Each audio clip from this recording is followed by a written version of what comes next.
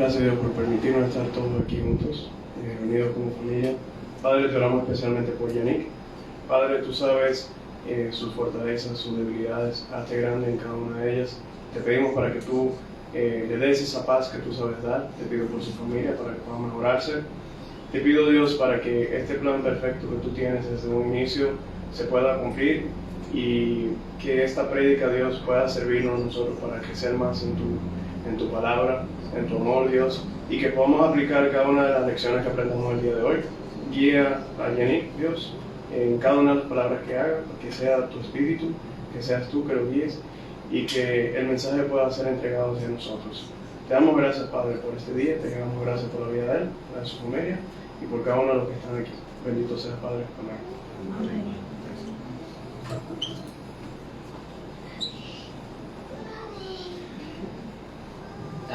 Pueden tomar asiento.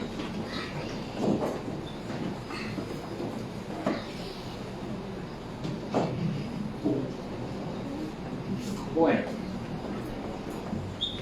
en el día de hoy vamos a estar revisando la carta de Pablo a Filemón. Terminamos la semana pasada seis mensajes, 6 servicios en los que estábamos revisando la carta a los colosenses, ¿verdad? Entonces, ambas cartas están relacionadas porque varias cosas. Ambas fueron escritas por Pablo mientras él estaba en la cárcel en Roma. Ambas fueron enviadas a Colosas, la carta a los colosenses, la iglesia de los colosenses, y la carta a Filemón también a Colosas, porque Filemón era alguien que habitaba ahí en Colosas. No solamente era un colosense, porque no sabemos si venía de otro sitio y ahora en ese momento estaba en Colosas, pero él era de ahí. Ambas fueron enviadas allá con Tíquico, ¿verdad? Lo vemos en Colosenses 4, 7, 8, que iba con Tíquico, y mencionan a Onésimo también ahí en Colosenses 4, versículos 7 y 8, y Onésimo es uno de los protagonistas de la carta a Filemón. También se menciona, en ambas se menciona a Timoteo en el saludo. Pablo y Timoteo se introduce de esa manera. Epafras también se menciona en las dos cartas, Lucas, Aristarco, Demas, Marcos, y también Arquipo. Arquipo también se menciona en las dos cartas. Y en ambas se nota un amor de Pablo por la iglesia. En los colosenses, un amor de Pablo por la iglesia de los colosenses, una iglesia que no conocía, porque él nunca había ido hacia allá. Y si en Colosenses vemos ese amor de Pablo por la iglesia, en Filemón vemos mucha más ternura, de hecho, mucha más intimidad, mucho más aprecio de Pablo hacia Filemón, que era parte de esta iglesia. La carta no solo está dirigida a Filemón y a Apia, que se dice que era la esposa de Filemón, sino también menciona en el saludo a Arquipo, que se entiende que podía ser hijo, de hecho, de Filemón y de Apia, pero también a la iglesia. O sea que al final era una familia que Pablo amaba mucho. Filemón, Apia, Arquipo, la iglesia. Entonces tienen esa relación y bueno, terminamos Colosenses y yo creo que tenía sentido revisar Filemón después. Pero bueno, ¿quién era Filemón? Vamos a hablar un poquito de quién era este Filemón, que tuvo la dicha, ¿verdad?, de tener, no siendo un Timoteo o un Tito, ¿verdad?, pero no siendo un líder como ellos dos dentro de la iglesia, pero tuvo la dicha de que una carta del apóstol Pablo hacia él fue incluida en el canon. Fue un privilegio muy grande. Entonces, Filemón probablemente se convirtió durante el tiempo en que Pablo estuvo ministrando en Éfeso.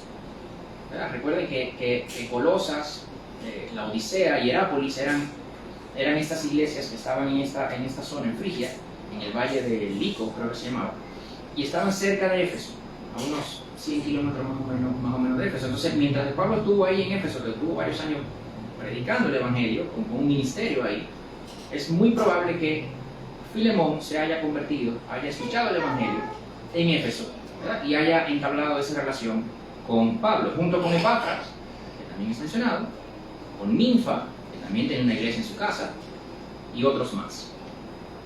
¿Qué podemos decir de Filemón? Además de eso, podemos decir, leyendo el texto, que era una persona adinerada también. Vemos que tenía una casa grande, que por lo menos podía albergar reuniones grandes, porque la iglesia se reunía en casa de Filemón. Entonces tenía que tener una casa más o menos grande. Y tenía por lo menos un esclavo, Onésimo. Ahora lo vamos a ver. Entonces era una persona algo pudiente. Adicionalmente, podemos ver de la carta que era alguien que Pablo y Timoteo, pero Pablo específicamente, amaba mucho y le tenía mucha confianza. Era una relación ya cercana, entablada, seria, ¿verdad? No era una persona conocida. Pablo se refiere en el saludo a nuestro amado hermano y colaborador. Nuestro amado hermano y colaborador. En el versículo 4 dice, te menciono siempre en mis oraciones. En el versículo 9 dice, Pablo lo amaba mucho a Filemón. Probablemente se tenían mucho afecto todos. O sea, imagino que Pablo escribiendo, yo, Pablo, prisionero, y Timoteo también, a Filemón, y Filemón recordándose de Pablo y de Timoteo y del tiempo que habrán pasado juntos. Era una relación muy cercana. Se habían conocido en Éfeso y habían hecho esa relación bastante cercana. Era alguien que había dado fruto, Filemón. Filemón era alguien que había dado fruto. Pablo tiene evidencia de su amor y su fe por Cristo y de su amor por los santos, lo dice en el versículo 5. En el versículo 7 dice que Pablo se ha consolado y gozado en los corazones de los santos, confortado por Filemón. O sea, Filemón era una persona que confortaba a otros. Y Pablo se gozaba en eso también. No era un cristiano ahí, un cristiano corintio, ni gálata tampoco. Era un cristiano que había dado fruto. Y Pablo de hecho hace referencia a esto, así como confortaba o refrescaba, ¿verdad? La palabra se puede usar de las dos formas, que lo menciona en el versículo 7. La petición de Pablo es, recibe a Onésimo en ese amor que tú tienes por todos los santos, ¿verdad? Y que los has confortado. En ese mismo amor que conforta, recibe a Onésimo. Y en ese mismo amor que conforta, haz eso por mí, para que me confortes y refresques mi corazón. Recibiendo a Onésimo así, dice el versículo 20. Entonces, era una relación muy cercana de Pablo con Filemón. Recibe a Onésimo. ¿Y Onésimo entonces quién es? Onésimo era esclavo de Filemón. ¿Okay? Se escapó. Se había escapado. Probablemente se había llevado algo de propiedad de Filemón y se escapó. Por ley, de hecho, el amo del esclavo, por haberse escapado, podía incluso ejecutarlo. Eso no es poca cosa. Vamos a hablar un poco de lo que eso implicaba en ese momento, pero al parecer tomó algo de Filemón cuando se escapó. En ese tiempo, los esclavos no tenían derechos, vamos a decirlo de esa manera. Se estima que 20 a 30% de la población del Imperio Romano del primer siglo era esclava. Más de 20 millones de personas, más de 20 millones de esclavos viviendo en la sociedad del Imperio Romano. Y el trato era duro para los esclavos. Y podía de hecho tener la intención, o tenía la intención, de evitar de alguna manera también una revuelta de los esclavos. O sea, por más personas que tengan, 20 millones de personas es difícil de manejar. ¿Okay? Si se ponen de acuerdo los 20, a ellos lío. Ya sería milagroso que se pongan de acuerdo, pero si al final el ponerse de acuerdo es queremos liberarnos, es más fácil, ¿verdad? Entonces ese trato era muy, muy fuerte, muy pesado contra los esclavos. Pocas leyes se habían promulgado a favor de estos, pero en el primer siglo, de hecho, se pasa una ley dándole el derecho al esclavo para defenderse en un juicio. Una cosa tan básica para nosotros hoy. Ellos no tenían derecho ni a defenderse en un juicio. Y en ese primer siglo, pues, el avance fue reconocerle ese. Y les menciono eso para que tengan una idea de la situación con la esclavitud en ese momento. Entonces, Onésimo, digamos que se escapa, ¿verdad? Probablemente roba algo, se lleva algo de la propiedad de Filemón y sale huyendo. Y sale huyendo a Roma, que está lejos, 1000 y pico de kilómetros. Y en ese tiempo no había mucho menos aviones, ni trenes, ni carros, ni nada. O sea, era una travesía, pero se va lejos, a Roma. ¿Por qué a Roma? Porque Roma era una metrópolis y se pierde entre la gente. Es más fácil, si se queda en Éfeso, ya había una relación ahí, quién sabe si lo ven y tal. Entonces él se va a Roma, lejos. Pero en Roma, sin necesariamente, claro, especular cómo, se encuentra con Pablo. Probablemente había oído ya de Pablo, porque si Pablo tiene una relación con Filemón, y Onésimo era esclavo en la casa de Filemón, pues probablemente ya había oído de Pablo, Onésimo. Y se va a Roma. No sabemos si cuando llega a Roma, dice, bueno, me enteré que Pablo está aquí, déjame ir a verlo, o se encuentran por coincidencia, ¿no? O diosidencia, no lo sabemos. Pero el punto es que no solo se encuentra con Pablo, sino que oye el Evangelio, recibe al Señor, se convierte, y entabla entonces una relación con Pablo, que estaba preso. Y una relación muy cercana también. En el versículo 10, Pablo le llama mi hijo a Onésimo. En el versículo 11 dice que es útil para mí. En otro momento no era pero para ti, pero es útil para mí y para ti también, le dice a Filemón. Lo envía como su propio corazón a Filemón. En el versículo 13 dice, yo hubiera querido retenerlo. O sea, para Pablo, Filemón, Onésimo, era una persona muy querida, muy amada, muy importante, era útil, había entablado ya una relación con él. Pablo envía a Onésimo donde Filemón y le pide que lo reciba. Dice también el texto que, claro, como al parecer hubo un daño ahí que le hizo Onésimo a Filemón llevando algo de él, y Pablo dice, mira, si pasó cualquier cosa, yo me hago cargo, no te preocupes. Se hace cargo de cualquier daño.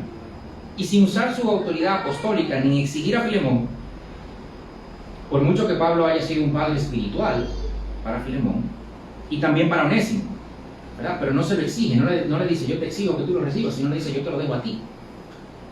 ¿Ok? Entonces, aquí ahora tenemos una situación, un enigma. En inglés se diría un conundrum.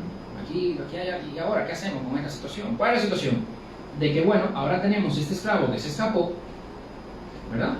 Que probablemente incluso robó al escaparse, pero ahora se convirtió al Evangelio, recibió al Señor, ahora es cristiano. Se encuentra con Pablo y Pablo le dice, oye, tú eres cristiano y tienes que devolverte entonces ahora allá a donde tu amo, Filemón. Y entonces Filemón, cristiano también, tiene que recibir a ese esclavo que se escapó, pero que también es cristiano. O sea, espérate, que aquí hay una situación. ¿Cómo hacemos ahora? ¿Qué hacemos? Pablo, dime tú. Porque si fueran dos personas sin Cristo, ¿verdad? Dice, vamos a la ley. ¿Qué dice la ley? Bueno, mira, hay que castigarte, etcétera, etcétera, etcétera, y por más bueno que seamos, tú dices, eso es lo que dice la ley. ¿Ok? Recuérdense, una persona tiene varios esclavos, o sea, de repente dice, oye, este se escapó, se me llevó cosas, yo tengo que poner un ejemplo. Yo tengo aquí, quién sabe cuántas personas más que me pueden hacer lo mismo y no pasa nada. El amo, no quiero decir Filemón, pero un amo cualquiera, que no es cristiano, dice, espérate, que por más bueno que yo quiera hacer, aquí hay otros amos que también tienen esclavos. Yo quiero venir a ver, le busco un problema a ellos también. Y obviamente no estoy aprobando, ¿verdad?, esa forma de pensar, pero es una situación real, ¿no? Entonces, ahora los dos son cristianos. ¿Qué hacemos? Aplicamos la ley terrenal y ya. Esa es una opción, ¿no? Si se aplica la ley terrenal, ya se cumplió con la celestial. No sé. Oye, tiene tu castigo, entra bien. Como son ciudadanos del cielo, porque ahora son ciudadanos del cielo, entonces no obedecemos la ley terrenal. Oye, soy ciudadano del cielo. Entonces, Onésimo llega y dice, oye, llegué, yo volví. Y Filemón le dice, sí, pero tú, sí, no, pero espérate. O sea, que ya la ley nuestra, la ley divina. Entonces, Filemón, por más que tú quieras, Eso no es lo que vemos luego que Pablo hace. Entonces, la pregunta sería, a raíz de esa conversión de Filemón y de Onésimo, ¿debe cambiar algo en ellos? ¿Sí o no? Digamos que sí, ¿verdad? En Filemón como amo y en Onésimo como esclavo. ¿Cómo deben entonces ellos responder a esto que es esta institución social, que en ese momento era la esclavitud, no eran otras? Y muchos pueden pensar, esta carta tan íntima, tan corta, sin teología, no es Romanos, ¿verdad? No es Gálatas, no es Efesios, de hecho no es Colosenses tampoco. Es una carta muy íntima, muy personal, de un tema muy específico, de una persona dentro de un esclavo, dentro de 30 millones de esclavos, de un amigo de Pablo, dentro de todos los amigos que tenía. Él debe haber escrito muchas cartas como esta a personas queridas de él, pero esta entra en el canon. Eso debe llamar la atención. Y si toda palabra es para instruir, para edificar, pues tenemos que entrar a ver por qué podemos aprender de aquí.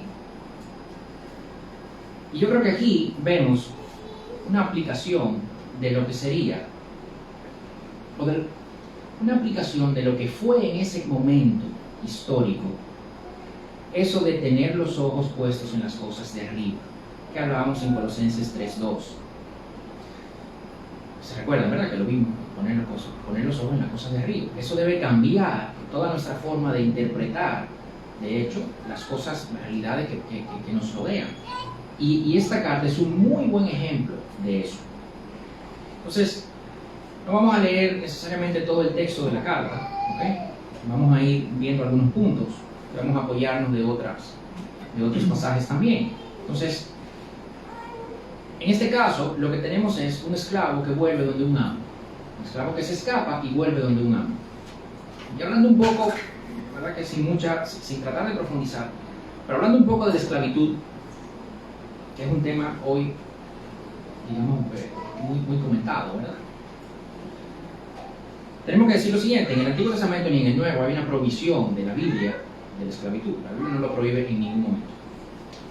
En el Antiguo Testamento, de hecho, para el contexto histórico, la práctica era muy generalizada. Eso era parte del día a día.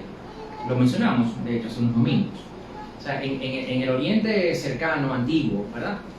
En la Mesopotamia, donde estaba el pueblo judío, en el siglo XIII a.C. hacia atrás. Si bien es cierto que sí habían códigos legales, ¿verdad? Como el código de Hammurabi, que es uno de los más conocidos, la ley sumeria, la ley hitita, ¿verdad? Habían otros. Eran leyes casuísticas, eran leyes que decían caso, o sea, sí, entonces, si pasa tal cosa, entonces se hace tal cosa, si pasa tal cosa, entonces se hace tal cosa. Y en su mayoría eran así. Y dentro habían también mandatos, ¿verdad? Pero en su mayoría eran así. Y entre todo esto, no solo de los judíos, sino de los demás, vemos varios tipos de esclavos que se daban en ese tiempo. Uno eran prisioneros de guerra, que eran la mayoría. Un pueblo conquistaba otro pueblo y los que quedaban ahí pues terminaban siendo esclavos del pueblo conquistador, del que ganó. Esclavos por deudas, ¿verdad? Tú debías, pasaba algo, te quedabas en deuda y tú entonces podías incluso pasar a ser esclavo de esa persona. No solo en algunos casos hasta que la deuda se saldara, pero en otros casos ya permanente. Había personas que nacían en esclavitud, por tanto ya eran esclavos también, y habían esclavos por violar la ley. Hacías algo y tu castigo era entonces convertirte en un esclavo. Y en ese tiempo básicamente los esclavos tampoco tenían derecho, eran propiedad 100% de sus amos. Vemos en Éxodo 21, 26, 27, que dice: si alguien hiere el ojo de su siervo o de su sierva y se lo inutiliza, lo dejará ir libre a causa del ojo. Si alguien hace saltar un diente a su siervo o a su sierva, lo dejará ir libre a causa del diente. O sea, aquí en la ley judía sí había cierto trato de que, oye, el maltrato per se no se permitía. Si bien es cierto que eso tampoco es exclusivo de la ley judía para ese tiempo, pero aquí se ve que tampoco era un free for all, como se dice en inglés, que ahí todo vale, ¿verdad? En Levítico 25, de hecho, se dice que la nación judía podía tomar esclavos de las naciones que conquistaran. Y recuerde también que a Israel se le dijo que conquistara Canaán, no que saliera a conquistar el mundo. ¿Ok? A Israel se le dijo, tú estas tierras las conquistas, y ya. Pero bueno, del mismo modo, si bien es cierto que podían tomar esclavos de las civilizaciones o de los pueblos alrededor, del pueblo hebreo no. Del pueblo hebreo, si tú tomabas un esclavo, un hebreo tomaba otro esclavo como hebreo, era por un tiempo, era por una deuda, ¿verdad? Y el esclavo quedaba libre en el año de jubileo, cada 7 años quedaba libre. Y se buscaba la manera de que esa deuda se pudiera saldar en ese tiempo, pero cada 7 años quedaba libre. Entonces no era algo permanente como sí podía ser con los demás. Deuteronomio 23, 15, 16. Interesante, dice, no entregarás a su amo, no, a un esclavo que venga a ti huyendo de su señor. Contigo habitará en medio de ti, en el lugar que él escoja, en una de tus ciudades, donde le parezca, no lo maltratarás. Eso se refiere a esclavos de otras naciones. Un esclavo que se escapa, que viene hacia Israel, no debería ser devuelto a su amo. ¿Okay? Y esto Dios hace la referencia siempre cuando habla de esto, de que tú no puedes tomar a otro hebreo como esclavo porque ustedes los dos son siervos míos. Yo los saqué a ustedes de Egipto. Y esa referencia siempre está. Si llega una persona de Israel como refugio, no lo rechaces. Entonces, si bien es cierto, no es objeto de esta prédica, ¿verdad? El análisis histórico de la esclavitud y de las leyes de esos tiempos. Sí, mencionar alguna cosa para pasar entonces al Nuevo Testamento, que sí es cierto, el Antiguo Testamento no condena la esclavitud. También es cierto que la ley judía era en muchos más sentidos más desarrollada que otras leyes contemporáneas. Eso es cierto también. También es cierto que no podemos interpretar realidades en otros momentos históricos con los lentes de este momento histórico. Eso tampoco se debe hacer. Y por último, como una explicación de ese punto tercero, el ser humano, mientras Dios se va revelando y el hombre lo va conociendo, va elevando sus estándares morales. Se ve en la historia. Un ejemplo, la presunción de inocencia, que alguien dice inocente hasta que se pruebe lo contrario. Eso se fue dando en el tiempo, eso no era así desde el principio. Los derechos humanos, de hecho. ¿Okay? Eso no era así desde el principio, pero a medida que el hombre va, de hecho, conociendo a Dios, y Dios se va revelando al hombre, y la sociedad va adquiriendo de eso, va elevando sus estándares morales. Y, que también lo hemos visto en la historia y lo vemos ahora, lo contrario también. A medida que se va alejando de Dios, entonces va bajando sus estándares morales. Pero bueno, eso del Antiguo Testamento. Vamos a ver el Nuevo Testamento entonces, porque eso es un poco más acá, ¿verdad? Había más revelación y tal, sí, pero bueno, el Nuevo Testamento tampoco la condena. De hecho, es tratada como una realidad y punto. En los evangelios, la parábola de Jesús usa mucho, varias parábolas, la imagen del amo, del maestro y del siervo y del esclavo. Pablo en Colosenses y en Efesios dice que los siervos deben someterse a los amos y que los amos deben tratar bien a sus siervos. Se repite también en 1 Timoteo 6, también en Tito 2. Pedro, también en 1 de Pedro 2, dice que los siervos deben someterse a sus amos. Ahora, Pedro lo contextualiza dentro de algo que vamos a ver más a detalle en unos minutos.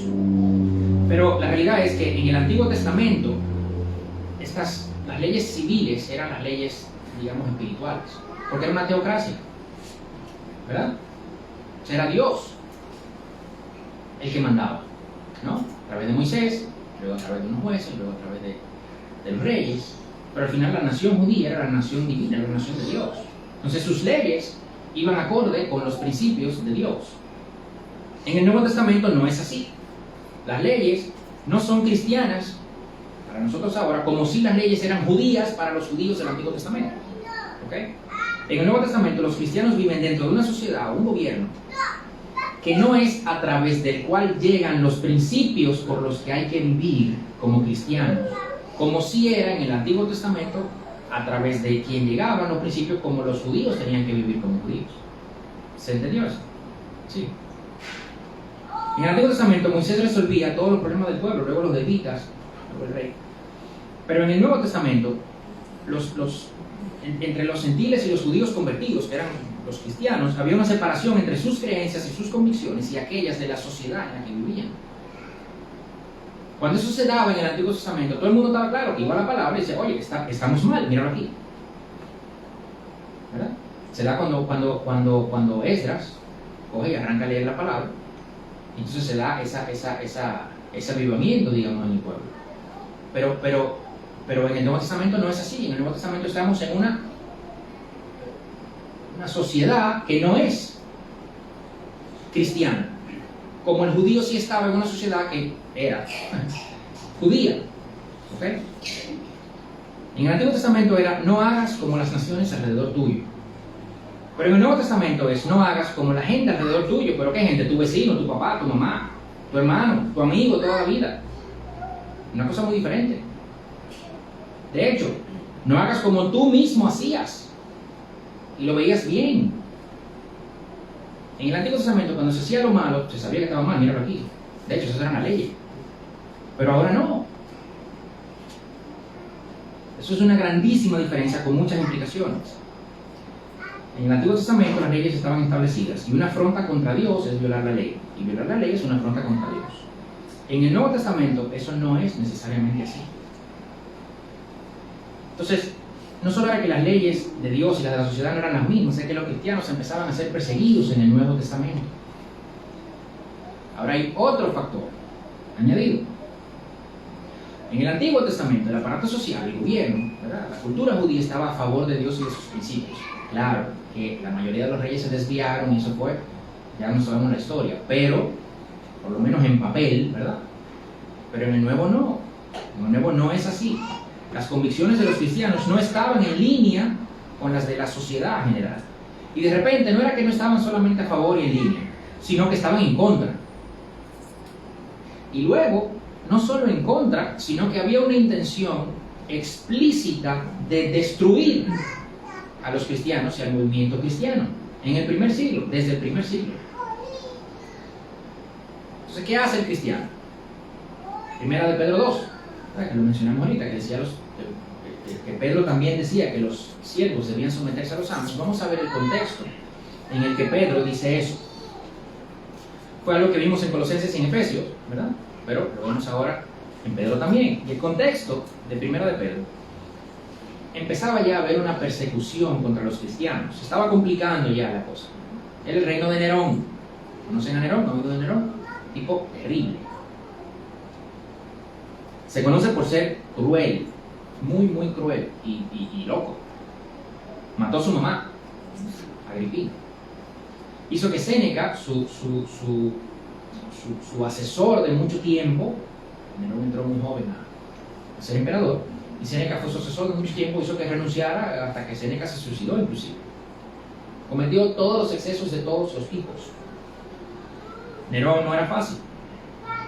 Y en el año 64, durante el reinado de Nerón, hubo un fuego en Roma que ardió por 6 días, luego se paró, luego ardió 3 más, como 10 días más o menos ardiendo. Y al final, 2/3 de la ciudad quedaron destruidos. 2/3 de la ciudad, o sea, 2 de cada 3 casas, 2 de cada 3 edificios quedaron destrozados. Obviamente los romanos estaban incómodos, culpaban a Nerón.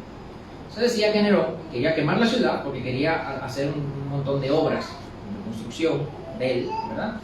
Y luego al fin, ¿verdad? Ahora, ¿sabes? Hablamos de derecho de vía, ¿sabes? Derecho de paso y tal, y de expropiaciones. ¡Wow! Nerón no tenía que ver con eso, le prendió fuego y punto. Entonces los romanos estaban incómodos, culpaban a Nerón, y Nerón pues trató de conciliar otra vez con, ¿sabes? El circo, el espectáculo, la cosa. Pero los romanos no estaban muy contentos. Entonces, ¿qué hizo? Buscó un chivo expiatorio. Como ya los cristianos empezaban a, como mencioné, no iban a favor, sino que iban en contra de lo que la mayoría de la gente quería, de las convicciones, de cómo veían la vida. Entonces ya empezaban a no necesariamente caer bien. Y claro, el que está en la oscuridad, cuando tú la alumbras con la luz, pues eso es incómodo. Entonces Nerón dice, ok, vamos a culpar a este grupito de personas. Y culpa a los cristianos. Y empezó una persecución terrible. Ya eran rechazados y Nerón encontró ahí la excusa Dice Tácito, un historiador del primer siglo, que la crueldad de Nerón en contra de los cristianos fue tal, y voy a leer. Dice Tácito, se añadió burla de todo tipo a sus muertes, a la muerte de los cristianos, ¿ok? Y empieza con estas descripciones: cubiertos con las pieles de bestias, fueron desgarrados por perros y perecieron, o fueron clavados en cruces, o estaban destinados a las llamas y quemados para servir como iluminación nocturna cuando la luz del día había expirado. Nerón ofreció sus jardines para el espectáculo y estaba exhibiendo un espectáculo en el circo mientras se mezclaba con la gente vestido como auriga, que era auriga era el que llevaba los caballos en el carro, o se alzaba en un carro. Por lo tanto, incluso para los criminales que merecían un castigo extremo y ejemplar, surgía un sentimiento de compasión, porque no era como parecía por el bien público, sino para satisfacer la crueldad de un solo hombre que estaban siendo destruidos. ¿Oigan eso? O sea, fue tal que los romanos, que eran unos salvajes, sentían compasión de lo que le estaba pasando a los cristianos. Es ese nivel de persecución. La persecución se da en el año 64, 66 más o menos, después del incendio que fue en el 64. Y Pedro escribe esta carta en el 64, 65, para que tengan el contexto. Y en ese contexto, ¿okay? Ya nos pusimos ahí, ¿verdad? O sea, no hay luz y lo prendían en fuego para iluminar la noche. Tan crueldad, que los mismos romanos ya decían, oye, ya, bien. Y en ese contexto, dice Pedro, 1 Pedro 2, 13, sométanse por causa del Señor a toda institución humana, ya sea al rey como autoridad, oigan, o a los gobernadores como enviados por él para castigo de los malhechores y alabanza de los que hacen el bien. Porque esta es la voluntad de Dios, que haciendo el bien ustedes hagan enmudecer la ignorancia de los hombres insensatos. Sigue luego diciendo, versículo 18, siervos, estén sujetos a sus amos con todo respeto, no solo a los que son buenos y afables, sino también a los que son insoportables. Porque esto haya gracia, si por causa de la conciencia ante Dios alguien sobrelleva penalidades sufriendo injustamente. Porque qué mérito hay si cuando ustedes pecan y son tratados con severidad, lo soportan con paciencia. O sea, si lo hicieron mal, ¿cuál es el mérito? Pero si cuando hacen lo bueno sufren por ello y lo soportan con paciencia, esto haya gracia con Dios. Wow, en ese contexto, Pedro escribe esto. Esos cristianos ya lo estaban persiguiendo de muerte, y de muertes atroces. Pero el contexto de ese pasaje en 2 de Pedro nos da una idea mucho más clara. Viniendo desde el versículo 9,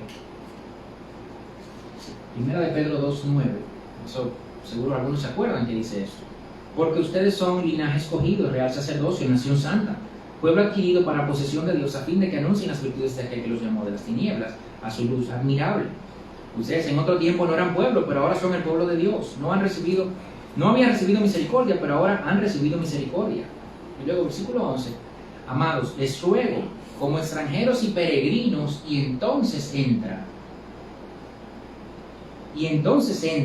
a toda esta parte de sométanse a las autoridades, los siervos a sus amos, incluso vuelve y dice a las mujeres a sus esposos, los esposos a sus esposas, como peregrinos y extranjeros, como si ustedes no fueran de aquí. Sométanse a las autoridades, a los amos. Ustedes no son de esta tierra. Los quieren echar de aquí, parece que lo quieren echar, ¿verdad? Lo andan persiguiendo, sí, pero no se extrañen. No se extrañen, ustedes no son de esta tierra, ustedes son extranjeros ya. Más adelante en 1 de Pedro 4:12 dice, amados, no se sorprendan del fuego de prueba que en medio de ustedes ha venido para probarlos, como si alguna cosa extraña les estuviera aconteciendo. No se sorprendan de eso. Si se siente como que están en su casa, es porque no lo es. Como no son de aquí, dice Pedro, como no son de aquí, les ruego, sométanse a las autoridades. Versículo 13. Siervos a sus amos, versículo 18. Mujeres a sus maridos, capítulo 3, versículo 1. Maridos, sean comprensivos con sus esposas como vaso más frágil, capítulo 3, versículo 7. Sean de un mismo sentir, compasivos, fraternales, versículo 8 del capítulo 3. No devolviendo mal por mal, sino bendiciendo, versículo 9 del capítulo 3. Luego el versículo 13 del capítulo 3 dice, ¿y quién les podrá hacer daño a ustedes si demuestran tener celo por lo bueno? Pero aun si sufren por causa de la justicia, dichosos son. Y no tengan miedo por temor a ellos, ni se turben, sino santifiquen a Cristo como Señor en sus corazones, estando siempre preparados para presentar defensa ante todo aquel que les demande razón de la esperanza que hay en ustedes. Pero háganlo con mansedumbre y reverencia, teniendo buena conciencia, para que en aquello en que son calumniados sean avergonzados los que hablan mal de la buena conducta de ustedes en Cristo. En este contexto, ¿okay?, de persecución, de muerte, de burla, sométanse, sean compasivos, bendigan a otros, para que nadie pueda hablar mal de ustedes. Y para que cuando alguien vea lo que está pasando, vea cómo ustedes reaccionan y le preguntan, ¿pero cómo tú te hacen eso? ¿Pero cómo? ¿Pero y cómo tú estás así? Para que cuando alguien pregunte, entonces ustedes puedan explicar por qué. Ese versículo, que muchas veces se usa para apologética, ¿verdad? Preparado para poder defender lo que tú crees. Sí, pero el contexto es preparado para poder defender por qué tú aguantas todo eso que está pasando por Cristo. Impresionante. Y claro, uno lee cosas así, se siente tentado a poner aclarandos, ¿verdad? Ah, sí, pero bueno, tampoco quiere decir que te dejes pisotear, tú sabes. Bueno, sí lo dice, pero no hay que llevarlo al extremo, tú sabes. Son los disclaimers, ¿verdad? Pero, a ver, sabiendo el contexto, ¿qué aclarando que cabe ahí? En el capítulo 4 de 1 de Pedro, ahí tiene el aclarando. Y dice, antes bien, en la medida en que comparten los padecimientos de Cristo, regocíjense, para que también en la revelación de su gloria se regocijen con gran alegría.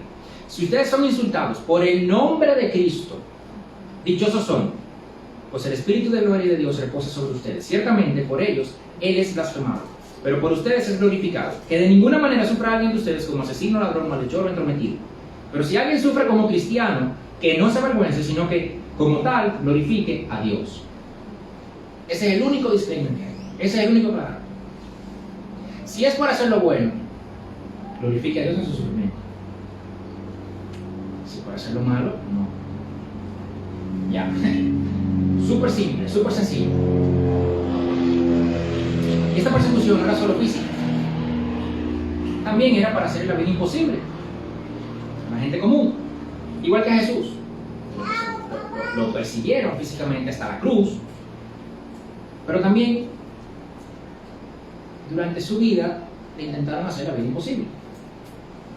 Varias veces querían hacerlo caer, querían buscarle errores, ¿verdad? ¿Y Pedro qué hace aquí? Pedro responde como vio a Jesús respondiendo. O sea que es que Pedro lo vio todo eso. O sea, cuando esta gente está pasando todo eso, Pedro lo que se está acordando es de la crucifixión. Dice, o sea, es que yo eso lo vi, o sea, yo vi a Jesús ahí. Eso mismo, a mí me sorprende, a usted tampoco debería. Mateo 17, 24-27 dice, cuando llegaron a Capernaum se acercaron a Pedro los que cobraban los dracmas del impuesto del templo y dijeron, ¿no paga su maestro el impuesto del templo? Sí, contestó Pedro. Y cuando él llegó a casa, Jesús se le anticipó diciendo, ¿qué te parece, Simón? ¿De quiénes cobran tributos o impuestos los reyes de la tierra? ¿De sus hijos o de los extraños? De los extraños, respondió Pedro. Entonces los hijos están exentos, le dijo Jesús. Sin embargo, para que no los escandalicemos, ve al mar, echa el anzuelo, toma el primer pez que salga, y cuando le abras la boca, hallarás un ciclo, tómalo y dáselo por ti y por mí. Este impuesto, al que se refiere aquí, era el impuesto del templo, el impuesto para mantener el templo donde, ¿de quién? De Dios, ¿no?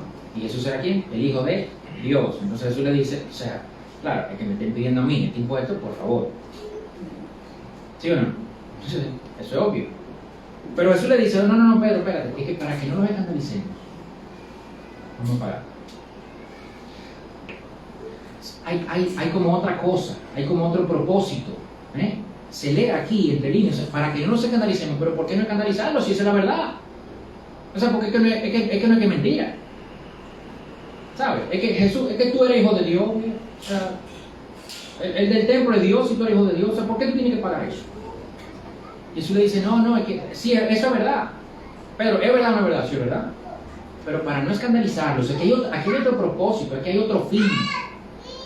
Por encima de esto, Jesús tenía una misión específica, que no era que muchos querían ni creían. Lo que querían era una revolución social. Y Jesús no vino a hacer una revolución social, vino a ganar una guerra espiritual. No vino a hacer una revolución social. No la hizo. Pero eso no es mejor ser un pueblo libre que ser esclavo de Roma. Sí, pero hay una realidad por encima de esa realidad terrenal que tiene precedencia, y eso lo vemos en el resto del Nuevo Testamento. Esa realidad celestial del cristiano, en 1 Corintios 7, 17, 24, leo, dice, fuera de esto, según el Señor ha asignado a cada uno, según Dios llamó a cada cual, así anden. Esto ordena en todas las iglesias. ¿Fue llamado alguno ya circuncidado? Quédese circuncidado. ¿Fue llamado a alguien estando incircuncidado? Que no se circuncide. La circuncisión nada es, y nada la incircuncisión, sino el guardar los mandamientos de Dios. Cada uno permanezca en la condición en que fue llamado. Y ahora el versículo 21 dice, fuiste llamado siendo esclavo. No te preocupes. Aunque si puedes obtener tu libertad, prefiérelo. Porque el que fue llamado por el Señor siendo esclavo, hombre libre es del Señor. De la misma manera, el que fue llamado siendo libre, esclavo es de Cristo. Ustedes fueron comprados por precio, no sean esclavos de los hombres. Hermanos, cada uno permanezca con Dios en la condición en la que fue llamado. Eso no es una revolución social. Eso parece ser pacifista, inclusive. No, quédate así, no, imposible. De hecho, de estos versículos era que cuando se da la guerra civil en Estados Unidos, que era el norte contra el sur, que eran los que esclavizaban contra los abolicionistas, ¿verdad? Esos versículos se usaban para los dos lados. ¿Ok? Cuando Martin Luther King quería la batalla por los derechos civiles, en los 60 creo que era, le decían esos versículos a Martin Luther King, así le voy a llevar del norte, que no voy a utilizar. O sea, la realidad es que el Evangelio de Cristo no es el de la justicia social. Los cristianos no estamos llamados a ser activistas. No es que no lo seamos nunca, pero nuestro llamado no es ser activista. Nosotros no vamos a traer el cielo a la tierra. Eso no va a pasar. Y eso está claro en la Biblia. Porque cuando se acaba todo, Dios no trae el cielo para acá. Dios destruye esto y hace una creación nueva. Entonces, no podemos nosotros ahora, y eso ahora se usa mucho entre cristianos, queremos traer el cielo a la tierra. Eso no va a pasar. La misión de nosotros no es esa. La misión de nosotros es la predicación del Evangelio para traer a sus elegidos a los pies de Cristo y santificarlos. Esa es nuestra misión. Vayan pues, Mateo 28, y hagan discípulos de todas las naciones, bautizándolos en el nombre del Padre y del Espíritu Santo, enseñándoles a guardar todo lo que les he mandado. Eso es lo que tenemos que hacer. No fue vayan pues y terminen con todas las injusticias. No, eso no es lo que dice. Toda autoridad me ha sido dada en el cielo y en la tierra. Sanen a todos los enfermos. No, eso no es lo que dice. Acaben con la pobreza. No. Detengan el cambio climático. No. Eso no es lo que dice. No podemos ignorar estas cosas tampoco. Dios es un Dios santo y un Dios justo, y Él va a recompensar a cada uno según haga. Colosenses 3:25, lo vimos hace par de domingos. Porque el que procede con injusticia sufrirá las consecuencias del mal que ha cometido, y eso sin acepción de personas. Eso está en la Biblia también. Decía el pastor Miguel Núñez que así como en Génesis 4 dice Dios que la sangre de Abel clama a Dios desde la tierra. Hace par de semanas un sermón que se llama el Dios Santo y Justo, creo. Decía que ese Dios Santo e injusto, también las injusticias que se cometen hoy claman a Dios desde aquí. Y Dios no la va a pasar desapercibida, no le va a pasar por encima. Porque son afrentas contra un Dios santo y justo también. Pero la realidad es que el Evangelio de Cristo no es el Evangelio de social. ¿Ok? No lo es. los cristianos no llegamos a hacer ninguna revuelta, aunque al final la provocamos. Dice, bueno. Vamos a ver, ¿qué pasa entonces con Onésimo y con Filemón? Bajo estándares de ese momento, devolver a Onésimo a Filemón era una locura. O sea, este señor puede enfrentar la muerte si a Filemón le da la gana. Si Filemón quiere, lo mata. Eso es legal. En el peor de los casos, en el mejor de los casos, lo debería, bajo estándares de ese momento, lo debería castigar. Entonces, o sea, yo imagino cuando Pablo le dice a Onésimo, mira, sí, estamos llevando muy bien, tú tienes que volverte donde Filemón. Y Onésimo dice, espera, Pablo, pero Pablo, no, tiene que devolver. Pero así mismo, pedir que Filemón lo tratara como un hermano no era una locura, no era una demencia. Eso era peor todavía. Porque total, a ese momento los esclavos no tenían derecho, eran propiedad. Entonces, oye, Onésimo, devuélvete. Onésimo dice, espera. Pero, oye, Filemón, recíbelo como hermano. ¿Cómo? Pero, hermano. Pero Pablo. Pero eso es un esclavo. Está bien, cristiano, pero un esclavo mío. Y Pablo dice, no. El Evangelio de Cristo no es el de la justicia social. Sin embargo, el Evangelio de Cristo es tan poderoso que cambia completamente toda la vida de las personas y la forma en que las personas ven la vida. Y si una sociedad es un conjunto de personas, ¿ven por dónde voy?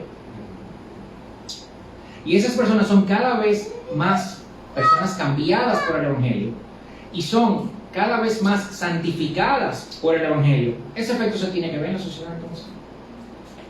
Entonces nosotros no venimos a buscar una revolución social. Pero eso no significa que no vaya a pasar. Así como de revolucionario es lo que Pablo pide a Filemón que haga como Onésimo, así de revolucionario será el cambio en la sociedad que es impactada por las vidas cambiadas de los cristianos. ¿Se entiende? Claro, porque al final se está pidiendo algo revolucionario para cada una de las personas que conforman esa sociedad. Pero fíjense, Pablo no ataca a la esclavitud como institución. ¿Sabe? Pablo no le dice a Filemón, mira, tú no deberías tener ya esclavos porque somos todos uno delante de Cristo. No, Pablo no le dice eso. Pero Pablo deja claro que la conversión de Onésimo lo ha puesto en una nueva relación frente a Filemón. Eso lo deja clarísimo. Versículo 16, ya no como esclavo, sino como más que un esclavo, como un hermano amado, especialmente para mí. Por cuanto más para mí, tanto en la carne como en el Señor. Tanto en la carne como en el Señor. Pablo no obliga a Filemón a darle la libertad a Onésimo. En ningún sitio lo dice. Mira, Filemón, cierto, recíbelo y tal, y tiene que dar la libertad. Pablo no dice eso. Pero Pablo deja claro que debería. Lo deja claro. Oye, deberías. Versículo 17, ¿dónde dice? Versículo 17, si me tienes pues por compañero, acéptalo como me aceptarías a mí. Y evidentemente, si leemos la carta, en ningún momento se ve ni una pista de que Filemón aceptaría a Pablo como nada menos que un hermano amado. Nada menos que eso. Probablemente como mucho más que eso. Entonces Pablo le dice, como tú me aceptarías a mí, tú tienes que aceptar a Onésimo. Pero fíjense que Pablo no ataca a la esclavitud como institución, no obliga a Filemón a que tiene que hacer otra cosa, no. Le dice, eso es lo que tú deberías hacer y te lo dejo a ti. Una de dos interpretaciones: Onésimo como hermano no puede ser considerado esclavo, o Onésimo como esclavo debe ser tratado como hermano. Diferente. Pero Onésimo ahora es hermano. No es que Onésimo es esclavo y debe ser tratado como hermano. No. Es que Onésimo es hermano de Pablo y de Filemón. Versículo 16. Entonces ya no como esclavo, sino como más como esclavo, como un hermano amado. Como hermano no puede ser esclavo. Entonces, si bien es cierto, leí un comentario, Pablo no habla en contra de la esclavitud, pero con esto, básicamente le pone una sentencia de muerte. Esto no puede estar pasando.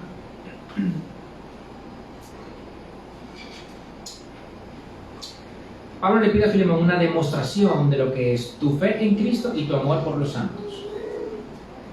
Pues le dice al principio en el saludo, sí, estoy muy gozoso por tu fe en Cristo, por tu amor por Cristo, tu amor por los santos. Le dice, ok, esa fe en Cristo y ese amor por Cristo y ese amor por los santos, esto es un ejemplo.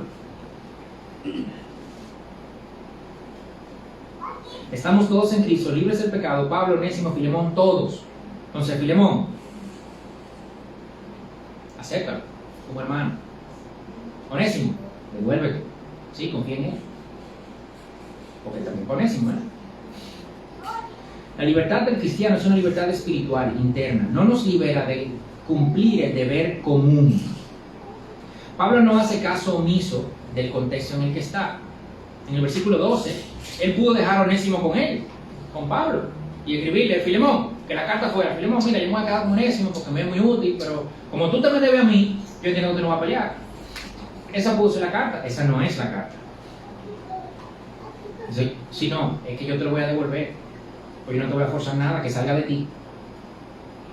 En el versículo 14, Pablo pudo exigir a Filemón que lo liberara, pero lo dejó a su voluntad. Pudo decir a Filemón que olvidara cualquier daño. Oye, cualquier daño que te haya hecho, Filemón, olvídate de eso. Pon los ojos arriba, en Cristo, y olvídate de eso. No, eso no dice la carta, que si te hizo cualquier daño, yo te lo voy a pagar. O sea, Pablo no ignora la realidad social, ¿ok? No la ignora. Y Pedro tampoco. Volvemos a 1 de Pedro 2, 16 y 17. Anden como libres, pero no usen la libertad como pretexto para la maldad, sino empleenla como siervos de Dios. Honren a todos, amen a los hermanos, teman a Dios, honren al rey. Nerón.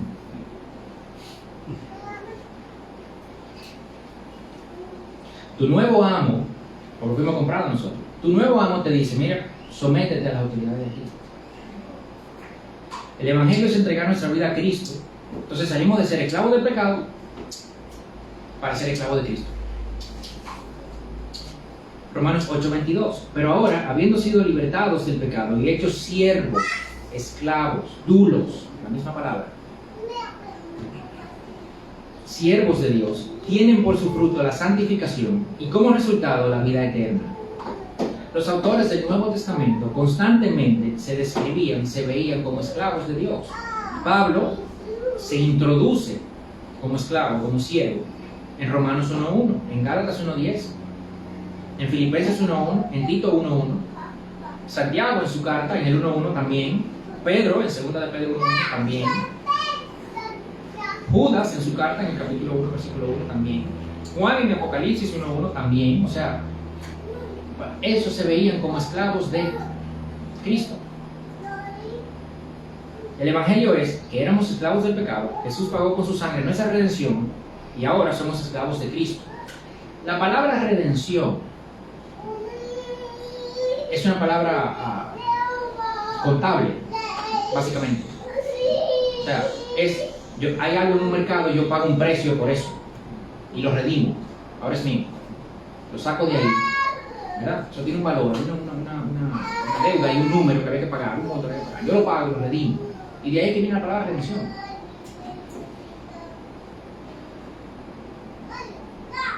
Así como Filemón, tenemos que vivir con un estándar diferente. Así como dice Pedro, en el capítulo 2 de su primera carta, tenemos que vivir de manera que llame tanto la atención que nos pregunten por qué. ¿Qué tan diferente? ¿Sabe qué tan diferente? Como que en Roma, en el siglo I, Pablo le dice al amo de un esclavo que se escapó, que tiene que recibirlo como si fuera un hermano, porque ahora todos somos los mismos delante de Cristo. Así de diferente.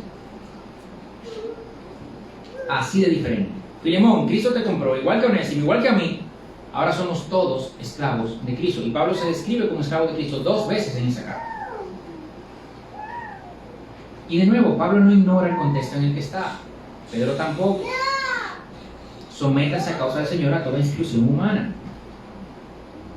Pero lo que Pablo pide en la carta es la aplicación de lo que él escribió en Colosenses 3:11. En esta renovación no hay distinción entre griego y judío, circunciso y incircunciso, bárbaro o escita, esclavo o libre, sino que Cristo es todo y en todos. ¿Cuál renovación?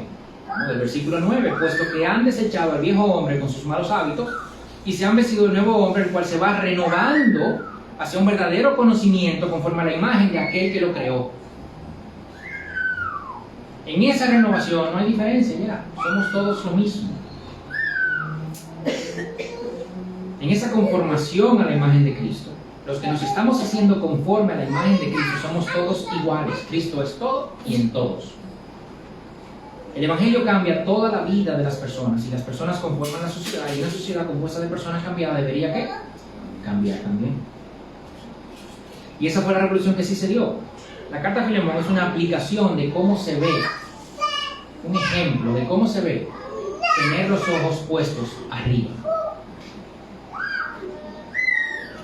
Los cristianos debemos ver siempre esa realidad celestial para interpretar lo que está a nuestro alrededor. Si alguien me ofende y no es cristiano, dice, oye, esa persona no tiene el Espíritu Santo y Cristo me perdonó a mí más. Listo. Ah, es cristiano. Ok, tiene el Espíritu Santo, pero Cristo a mí me perdonó más. Ya, listo. Se acabó. En tus relaciones de amistad, de trabajo, en tu matrimonio, con tus hijos, con tu trabajo, con tus finanzas, la realidad del Evangelio debe impactar toda nuestra vida, aunque vaya en contra de lo normal. Nuestro estándar de medir ahora es otro. Claro, vamos de una esclavitud a otra, entonces, ¿no? Pero ¿y entonces? A ver, pero si ese amo nuevo que tenemos existía con Dios desde la eternidad, se despojó de su gloria para hacerse siervo, humillarse y obedecer hasta la muerte, porque nos ama. En Juan 3:16, lo leíamos esta mañana, nos ama tanto que Dios dio a su Hijo para que lo que creamos en Él no nos perdamos y tengamos vida eterna. Nos libró de las tinieblas y nos trajo a su reino, nos perdonó los pecados, nos tiene una herencia guardada por la eternidad. 1 Corintios 2:9, cosas que ojo no vio, ni oído oyó, ni han entrado en el corazón del hombre, son las cosas que Dios ha preparado a los que le aman. Entonces, yo prefiero ser esclavo de ese amo que ser libre. Porque yo siendo libre, ¿quién me garantiza todo esto? Entonces yo prefiero ser esclavo de ese amo. Pero es que es incluso mejor. Porque Juan 15:15, ¿qué dice Jesús?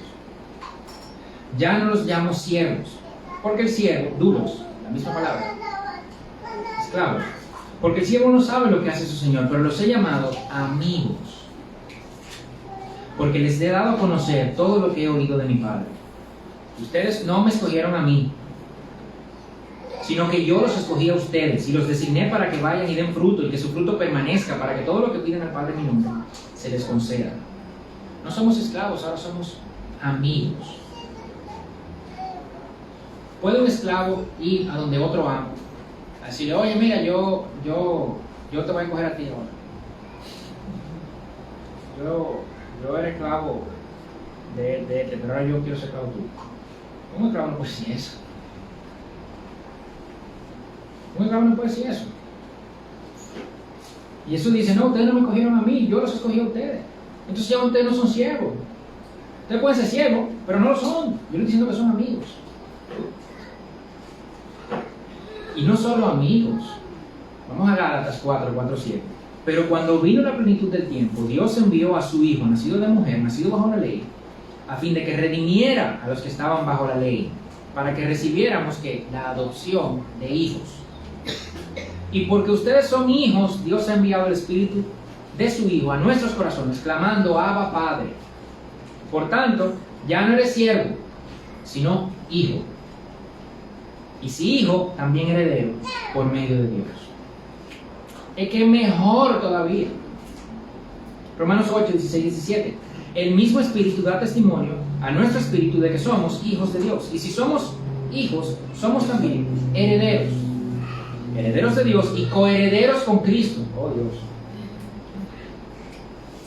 si en verdad padecemos con Él, a fin de que también seamos glorificados con Él. Pasamos de estar condenados, sumergidos en pecado, sin posibilidad de salvación alguna, de camino al castigo eterno. Y ahora, no es que pasamos de un amo a otro, no es que amigos, es que hijos, coherederos. Entonces, a mí no me habla de libertad. ¿Qué libertad ni libertad? Por eso Pablo no se introduce en sus cartas coheredero. Yo, Pablo, coheredero con Cristo. No. Yo, Pablo, prisionero. Claro que sí. Con gusto, como dice Pedro. Lo que nos espera en la eternidad. Tú dirás, pero mientras tanto. Sí, porque es verdad, en la eternidad, chulísimo, pero mientras tanto. La palabra no nos deja ahí. Tenemos el Espíritu de Dios habitando en nosotros. Tenemos la promesa de la gloria futura que ni se compara con los sufrimientos de este mundo, dice Romanos 8:18. Y tenemos el Espíritu Santo intercediendo por nosotros, Romanos 8:26. Voy a leer un pasaje un poco largo ahora. Porque si esto no se... Si con lo que yo he dicho todavía no están convencidos, esto debería convencernos. Romanos 8:28. Y sabemos que para los que aman a Dios, no para todo el mundo, para los que aman a Dios, todas las cosas cooperan para bien. Esto es, para los que son llamados conforme a su propósito. Porque a los que de antemano conoció, también los predestinó a ser hechos conforme a la imagen de su Hijo, para que Él sea el primogénito entre muchos hermanos. A los que predestinó, a esos también llamó. A los que llamó, a esos también justificó. Y a los que justificó, a esos también glorificó. Entonces, ¿qué diremos? Si Dios está por nosotros, ¿quién contra nosotros? El que no negó ni a su propio Hijo, sino que lo entregó por todos nosotros, ¿cómo no nos dará también junto con Él todas las cosas? ¿Quién acusará a los elegidos de Dios? Dios es el que justifica. ¿Quién es el que condena? Cristo Jesús es el que murió. Sí, más aún el que resucitó, el que además está a la diestra de Dios, el que también intercede por nosotros. Versículo 35. ¿Quién nos separará del amor de Cristo? ¿Tribulación o angustia o persecución o hambre o desnudez o peligro o espada? Tal como está escrito, por causa tuya somos puestos a muerte todo el día. Somos considerados como ovejas para el matadero. Pero en todas estas cosas somos más que vencedores por medio de aquel que nos amó. Porque estoy convencido que ni la muerte, ni la vida, ni ángeles, ni principados, ni lo presente, ni lo porvenir, ni los poderes, ni lo alto, ni lo profundo, ni ninguna otra cosa creada nos podrá separar del amor de Dios que es en Cristo Jesús, Señor nuestro. Somos coherederos. Coherederos. Esta realidad es la que debemos ponernos aquí, y ver el mundo así. Porque ante esta realidad, Filemón acepta a Onésimo y Filemón sí, ok. Onésimo vuelve, no importa lo que vaya a pasar, ok. Porque es esta nuestra realidad. Esta es nuestra realidad. Vivamos con esa verdad en nuestra mente y en nuestro corazón. Que lo que hagamos sea tan radicalmente diferente, santo, lleno de amor, de perdón, que sorprenda a todos a nuestro alrededor. Que esta realidad, viviendo en nosotros, sea tan revolucionaria como Filemón, aceptando a Onésimo, como Onésimo volviendo donde Filemón. Porque no es aquí, es allá. Y allá con esto que acabamos de decir. Éramos esclavos, ahora somos libres, coherederos. Tenemos esa libertad. Y eso debe impactar nuestra vida de tal forma que impactemos a otros, de tal forma que ellos impacten a otros, de tal forma que cambie la sociedad. No puede ser. Que glorifiquemos a Dios. Si la sociedad cambia bien.